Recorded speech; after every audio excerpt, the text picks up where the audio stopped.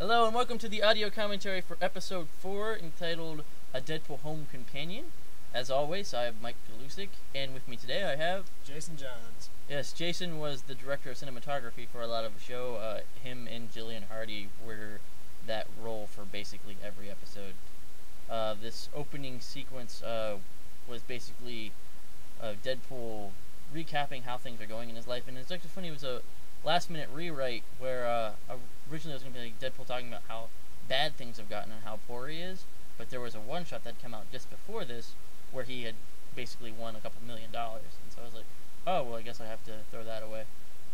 This up here was actually my first subtle hint at using the yellow boxes and white boxes, which almost nobody caught, so I wound up just putting them in the show, but where they have the post-it notes on the fridge, one was yellow and one was white, and I figured that would be a really interesting way for someone to do it in a real Deadpool movie, where they're not trying too hard to break the fourth wall, but also paying homage to the comics as well. An interesting person who's going to be showing up soon, there's Casey May and a bunch of others, but this was my high school theater teacher, Alvis Moore, from Whetstone High School. Yeah, you remember him, Jason? Oh yeah, dude was awesome. I think he did really well in this scene too. I mean, it's like a small role, but that character actor, yeah, badass. Yeah, I remember the entire time he was just like, I would freak out. I would freak out if that happened. If I showed up at this guy's door and he was wearing that, I don't know what I'd do. he's just a sweetheart. And so while we were shooting this, I had to make it look like I was cutting open that box, but it was so hard, and so we wound up just cutting through it in between takes. And then, that was totally footage that we shot right there, that explosion footage. Yeah, I spent millions of dollars on pyrotechnics. Totally didn't steal that from CSI Miami. Totally didn't steal that. But yeah, here's probably one of the smarter jokes that's coming up. A watch been pinned into on the ground in Deadpool instead of like picking it up or anything, just weird. Because he's dressed as Rorschach, and it's a subtle joke. Here is Stephen Shaw as Taskmaster. This was his first appearance on the show, and almost every episode after this he's in it. Like, he has some, combat experience, and so that made it easier to do fight scenes with him. And he's also a pretty competent actor, and so it was fun working with him. And often, if there was a villain who had like a mask or something, Stephen Shaw would be that character. He's in a couple episodes without the mask, like the next episode, which he'll probably be doing commentary for as well. But I really feel like this fight scene was one of the funnier ones. I think Casey did a great job with it. The tumbleweed gag was funny, that was his. And then the, gun katas and, parrying with the guns and stuff. And this was before I had After Effects, so that effect was terrible, but, whatever. And the use of the different weapons that Taskmaster has was really interesting, and I thought the weapons that we made looked really good. So I remember shooting this was actually pretty easy. It didn't take that long. Stephen and Casey worked really well together, and that's why we kept using them.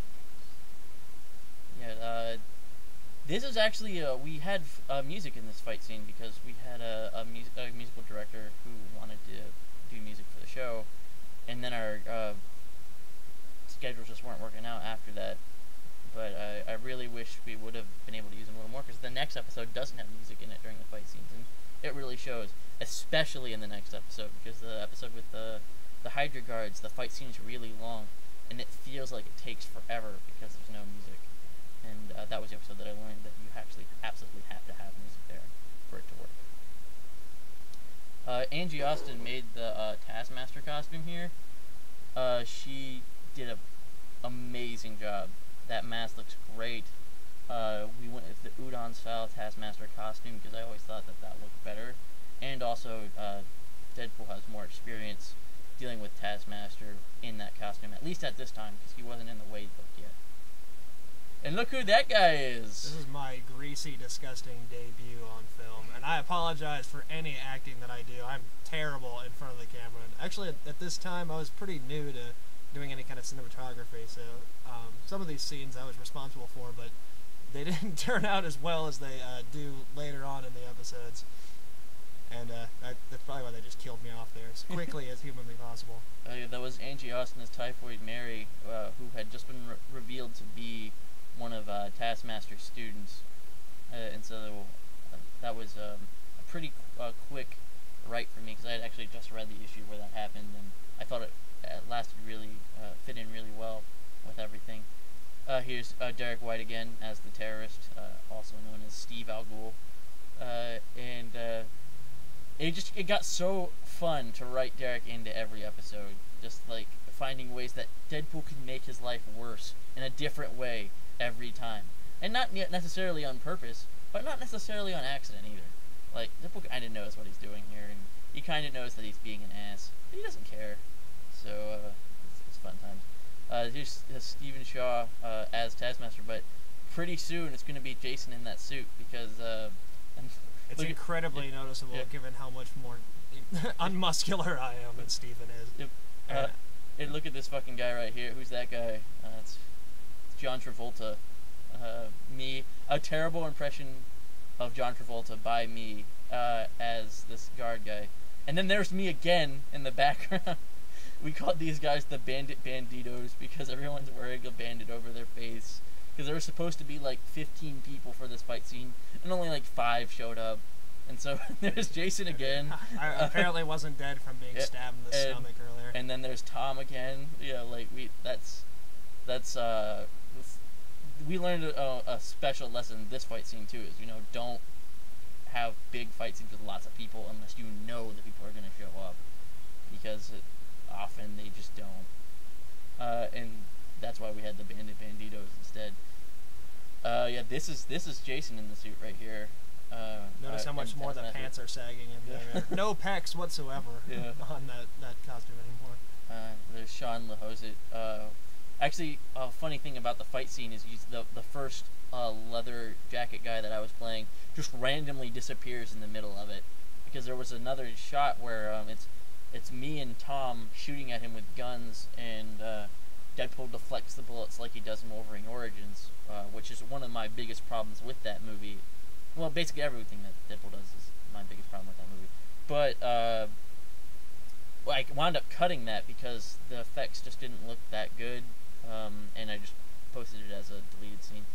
But it just didn't work, and so that guy just randomly disappears, if you notice. Where were you filming this scene? This is right outside of abandoned Big Bear. Oh, yeah. I thought it was our high school, actually, which I can tell you kind of what kind of high school neighborhood we grew up in. Yeah. But yeah, that was the stuff. I feel like this was probably one of the best put together episodes of the first season. The story flows the best, and we're really starting to learn what we're doing. My name was Rico in that? Yeah, because there's a part where Derek goes, "Oh shit, Rico! Oh, they got Rico!" That's right. Yeah. Great. I'm glad that I looked as Mexican as possible. Yeah. Spanish, sorry. Latin American. And then we have the random dead bodies. And then the Bandit Banditos, which was the nickname that we gave them. My younger brother is apparently uncredited. Oh, as Zeke Remington, excuse me. He required to be called Zeke Remington. That was in his. He would not have done this without that. Yeah. And then we had the music director, Stephen Allen Garrett. Thanks so much, Stephen. I know that was a lot of work for you. I like that there are enough people standing in for Taskmaster that you had to credit them. Yeah, and this episode had a lot of Marvel characters in it because of the hallucination where Deadpool sees all the other people. And so usually I'll say all the characters that are in the episode, but this one I was just like Deadpool and a lot of other characters that are owned by Marvel. Also, I didn't want to spoil this post-credit sequence with Blind Al in it, because I thought that would be a fun thing for people to watch and be surprised by, and they were. A lot of people really liked this scene. That's Kate Wilhelm Blair as Blind Al. She was just a sweetheart. She absolutely loved doing it. I remember there was another actress who was supposed to play her before that, and she was just such a pain. So I actually had to fire her, which I don't think I think I did that twice during the entire run of the show, is actually firing someone. So this is one of the times you actually trust me with free reign of the camera, and then promptly told me to stop moving the camera so much. I have a tendency to Jason Bourne it ever so slightly, and Mike had to tone me down on that after a few rewatches of it.